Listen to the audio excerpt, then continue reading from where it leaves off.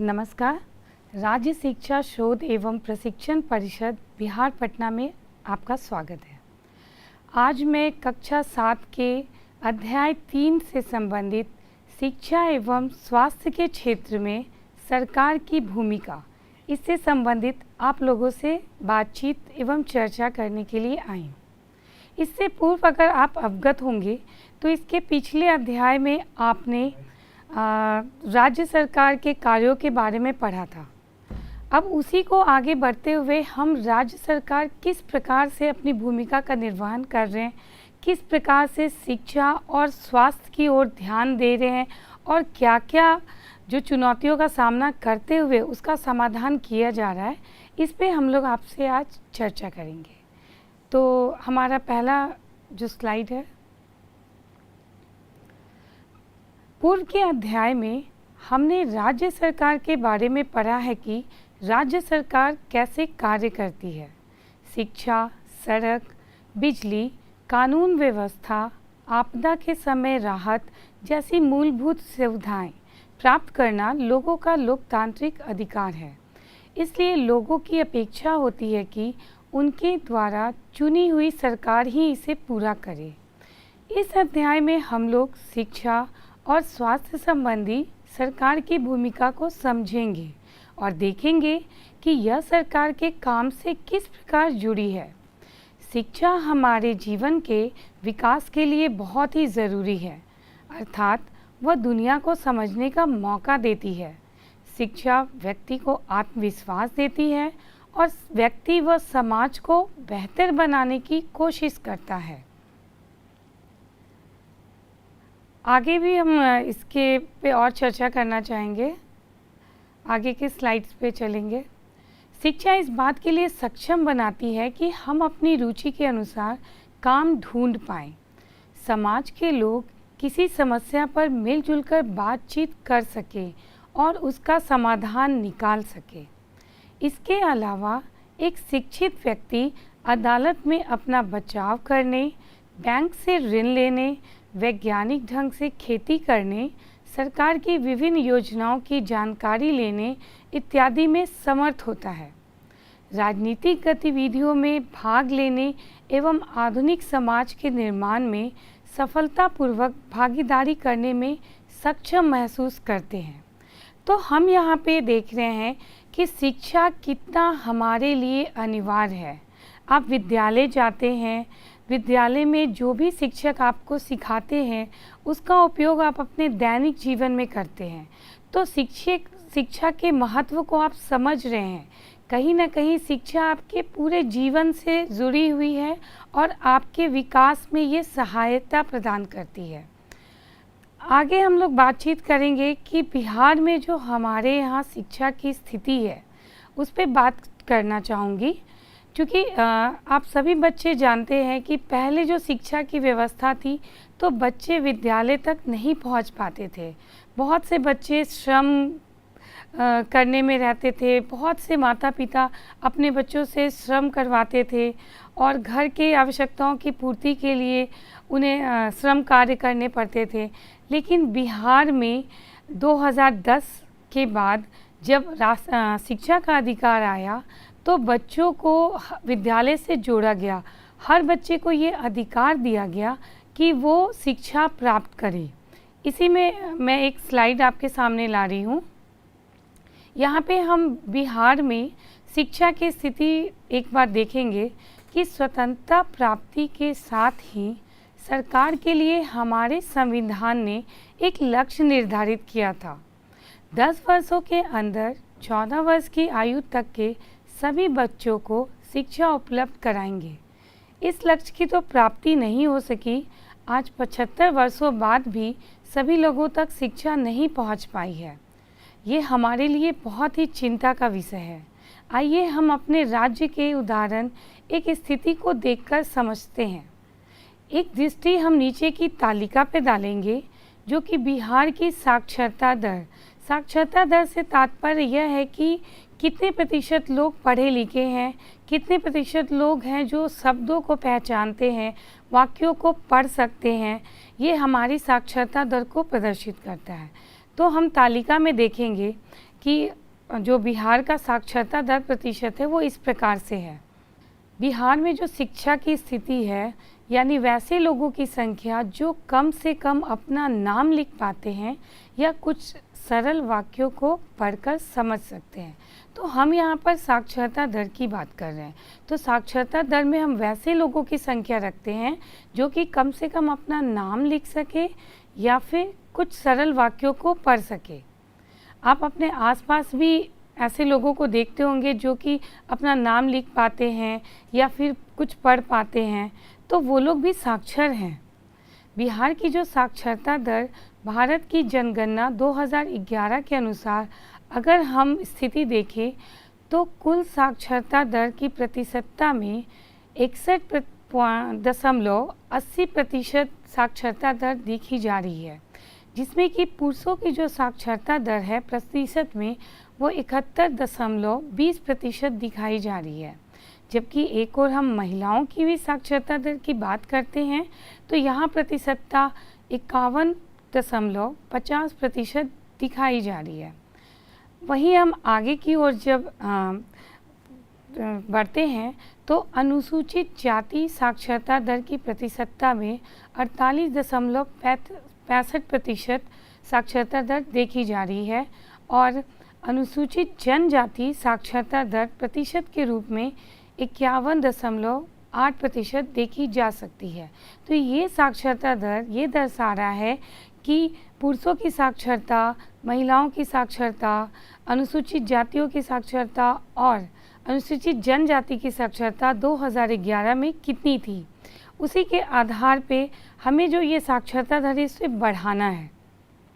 आगे के स्लाइड में बिहार में जो शिक्षा की स्थिति है, इस तालिका को देखने से पता चलता है कि अपने राज्य में शिक्षा की स्थिति में पूर्व की तुलना में काफ़ी सुधार हुआ है। जनगणना 2001 के अनुसार जहां साक्षरता दर आधी से भी कम थी, वहीं 2011 के आंकड़ों के अनुसार कुल साक्षरता दर 61.8% है, यानी ये बढ़ोतरी दिखा रही है। इसके साथ ही महिलाओं, अनुसूचित जाति एवं अनुसूचित जनजातियों की साक्षरता स्थिति में बहुत ही सुधार हुआ है।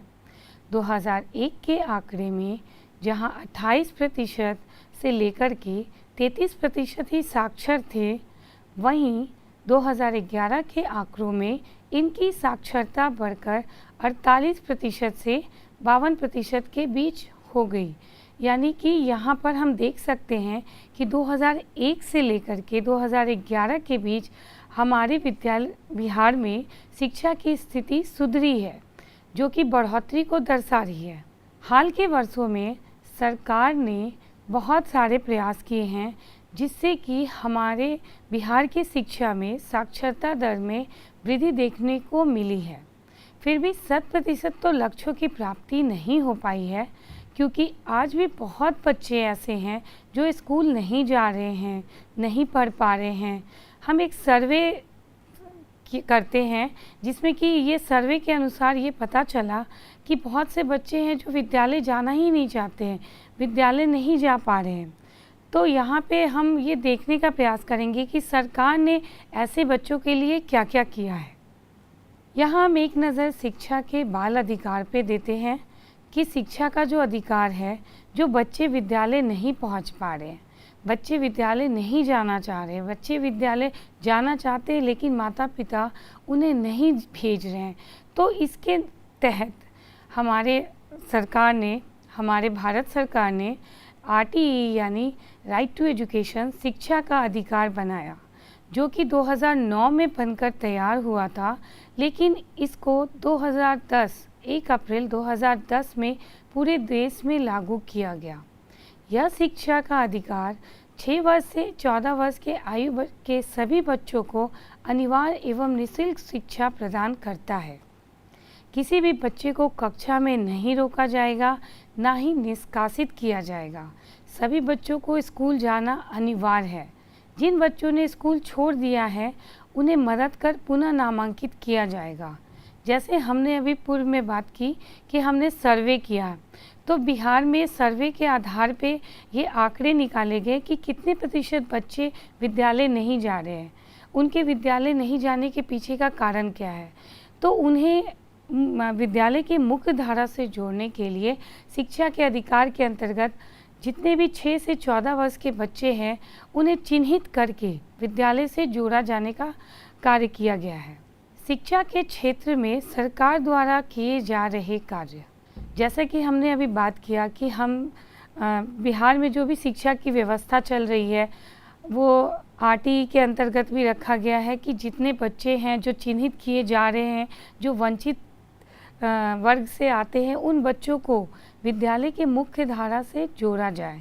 इसके लिए आरटीई के अधिकारों की हम बात करते हैं ताकि इससे हर माता पिता भी अवगत हो, हर बच्चा भी अवगत हो, ताकि वो विद्यालय जाए और शिक्षा प्राप्त करे, शिक्षा प्राप्त करके उसका सर्वांगीण विकास हो सके। यहाँ मैं सरकार के द्वारा जो भी कार्यक्रम चलाए जा रहे हैं उससे संबंधित एक कहानी के माध्यम से आपको रूबरू कराना चाहती हूँ।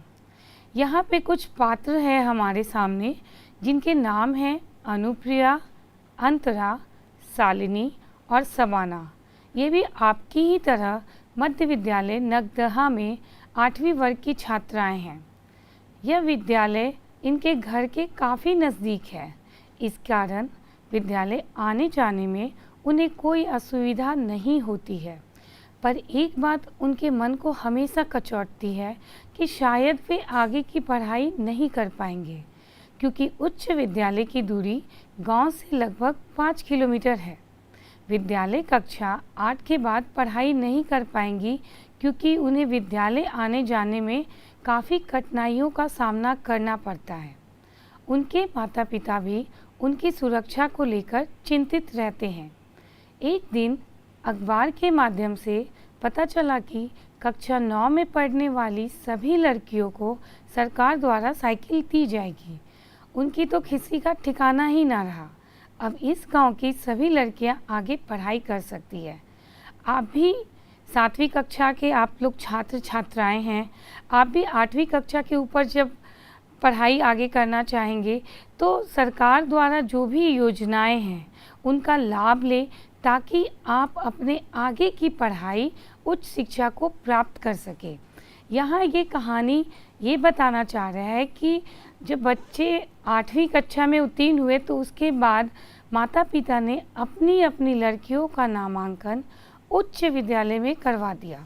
कुछ ही दिनों बाद विद्यालय प्रधान ने कक्षा 9 में पढ़ने वाली सभी लड़कियों के बीच साइकिल वितरित करवा दी। साइकिल पाकर ये लड़कियां आत्मविश्वास से परिपूर्ण दिखती हैं और समूह में विद्यालय जाती हैं। तो आप जब अपनी कक्षा पूर्ण करेंगे और 8वीं के बाद 9वीं कक्षा में पहुंचेंगे तो ये जो लाभ है, जो सरकार द्वारा योजना चलाई जा रही है, इससे आप लाभान्वित हो पाएंगे। यह लाभ आपको विद्यालय की पहुंच बढ़ाने में मदद करेगा। आप ससमय अपने विद्यालय पहुंच पाएंगे।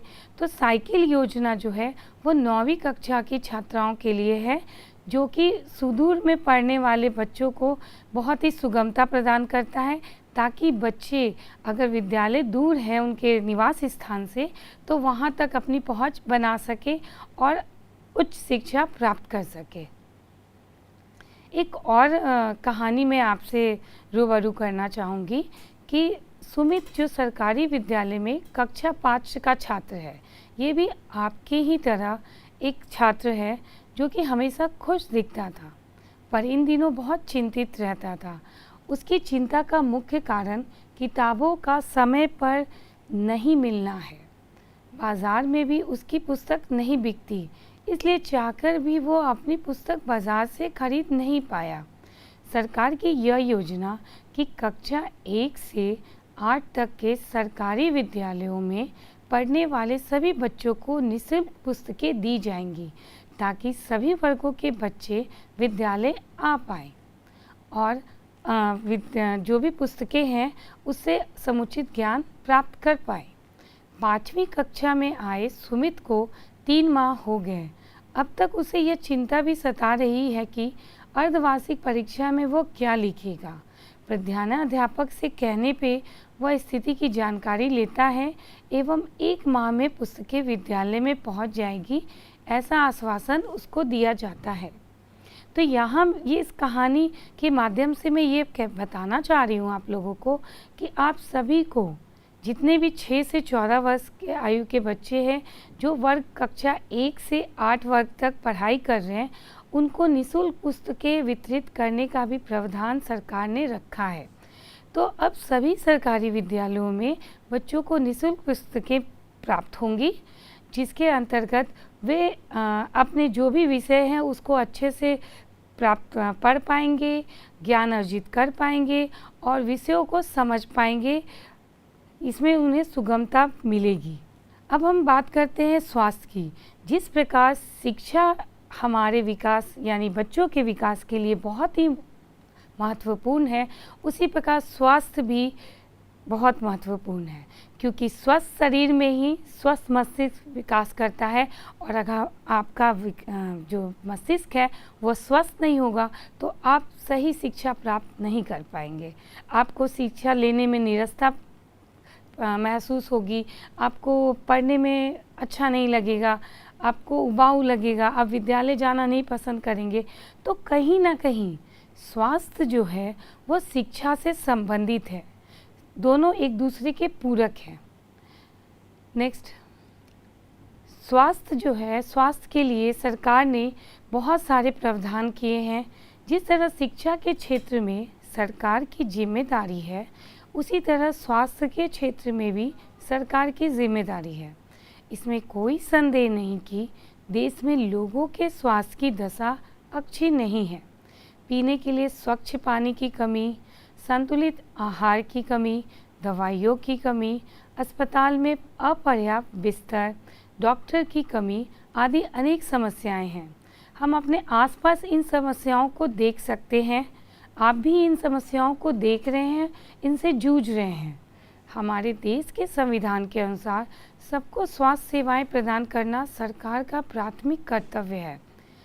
नागरिकों को आवश्यक स्वास्थ्य सेवाएं उपलब्ध होनी चाहिए, जिससे आकस्मिक इलाज की सुविधा भी सम्मिलित हो। स्वास्थ्य सुविधाएं प्रदान करने वाली संस्थाएं जैसे कि गांव का स्वास्थ्य केंद्र, प्राथमिक स्वास्थ्य केंद्र, जिला अस्पताल आदि से अपेक्षा है कि वे सुचारू रूप से काम करें। तो यहाँ सरकार ने आपके विद्यालय के नज़दीक में बहुत सारे हर पंचायत में एक प्राथमिक स्वास्थ्य केंद्र खोला है। यहाँ पे आप नियमित रूप से अपनी जांच करवा सकते हैं, शारीरिक जांच करवा सकते हैं। आपके पोषण संबंधी जानकारी आपको मिलेगी, जिससे आपके विकास में सहायता प्रदान होगी। अर्थात आपको कौन से पोषक तत्व लेने चाहिए, आपके शरीर के लिए कौन सा पानी उपयुक्त है, पीने के योग्य कौन सा पानी है, ये सब सारी चीज़ों से आपको सरकार ने अवगत कराया है और प्राथमिक स्वास्थ्य केंद्र के माध्यम से आपके स्वास्थ्य के प्रति पूरी तरह से जागरूकता रखी है, ताकि कोई भी बच्चा किसी भी बच्चे का स्वास्थ्य उसके शिक्षा पे असर ना करे, वो अपने विकासात्मक रूप में अपने शारीरिक विकास की गति के अनुरूप अपने शिक्षा को प्राप्त कर सके। गौरतलब है कि 2005 में रोगियों की औसत उपस्थिति प्रति स्वास्थ्य केंद्र 39 थी, जो कि 2010 में बढ़कर 4000 रोगी प्रति माह हो गई है। हम यहाँ जो आंकड़े देख रहे हैं ये 2005 में 39 दिखाई जा रही है और 2010 में 4000। इससे तात्पर्य यह है कि कहीं ना कहीं स्वास्थ्य के प्रति जो हमारी चिंता है वो दिख रही है। तो हम सभी लोगों को, चाहे वो आप बच्चे हैं, चाहे शिक्षक हैं, चाहे एक आम नागरिक हैं, सभी को स्वास्थ्य के प्रति जागरूक होना है। पीने योग्य पानी, हर चीज़ की व्यवस्था, सारी चीज़ों की व्यवस्था सरकार द्वारा प्रदान की जा रही है, उसका उचित उपयोग करके अपने स्वास्थ्य को ठीक रखना है, ताकि ये आंकड़े जो 2005 में 39 थे, 2010 में 4000 दिखाई दे रही है, वो अभी के परिप्रेक्ष्य में कम हो जाए। कुछ आंकड़े और मैं आपके सामने प्रदर्शित करना चाह रही हूँ, जैसे कि शिशु मृत्यु दर बच्चों के स्वास्थ्य व विकास का एक महत्वपूर्ण संकेतक माना जाता है।